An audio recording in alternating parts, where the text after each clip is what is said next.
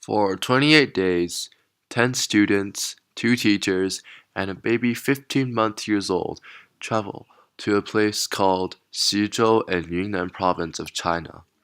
This is called the Microcampus, where we step out of our comfort zone, find and conquer challenges and problems. It is our job for this 28 days to achieve as much personal growth as possible and mature as a group of 10. The main project of this trip is to find a project of high personal interest and investigate it before and during the trip. I chose local food/cuisine. To fully understand my personal journey, one must consider my habits, challenges that I have faced, and how I have overcome those challenges.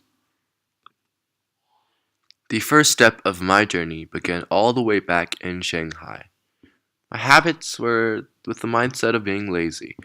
They were in ways disrespectful of my environment, my teachers, guardians, and all my friends that in some way I have not noticed.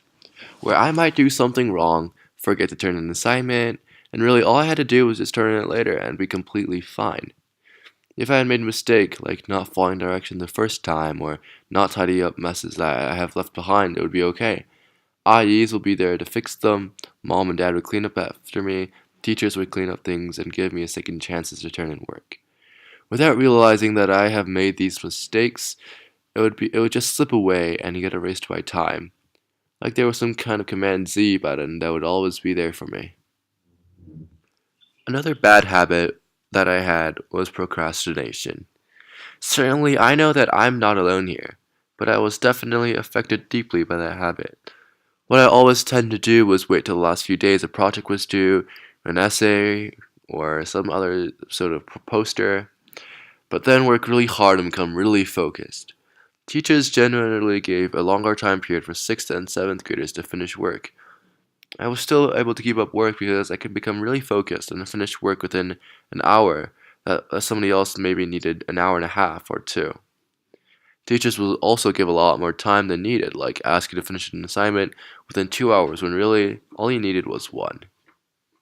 In Microcampus, the effects of these bad habits started That to hit me worked. more and more. The requirements and challenging level raised from a 6 foot basketball rim to a 10-foot one. I struggled to meet standards and that hit me hard.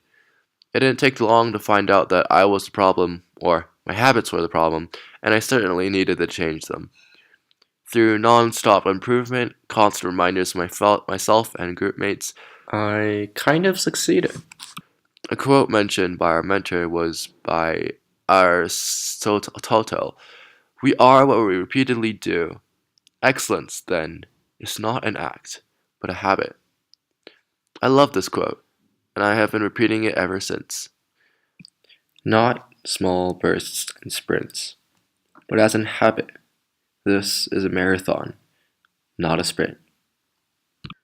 Now, one more challenge that I faced during Microcampus that actually had something to do with the inquiry project was with finding directions.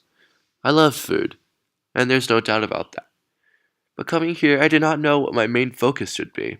Should it be about food, as in how to create food, or should it about, history events of the creation of food? Mr. Linden from the Linden Center gave me a cookbook of a lot of Yunnan traditional food. I talked to many locals, gathering a lot of information. I now understand the many different kinds of coffee beans they have here, and should I hand grind this one, or should I use a machine on that one, and it's best to make a mocha out of this one, or something like that. Or the basic creations of Sijo Baba. I understand the values of local chefs towards Western food and how they all hated junk food. What I had problems with was to find the main direction and head all the way down on one path. Right now, when I look back, I know my main direction, but I found out a little bit too late. If I had set out a main product for my final product, as in how to create Shijo Baba, and all the different ways to the different flavors, and maybe even create a flavor of my own. And maybe that's what you would be looking at instead of, well, this. Research, learning, conversations, experience, habits, and challenges. These are all parts of personal growth. To become comfortable with being uncomfortable. I've learned over this course of 28 days how to face problems and challenges, and how those are essential for personal growth. How to be aware of how my actions affect my surroundings, how my act might cause a ripple effect and affect those around me in a bad way. I think that everything I've learned in this trip is extremely valuable, a lesson you cannot achieve sitting in classrooms. I have learned so much over the past 28 days that I cannot physically express through my words.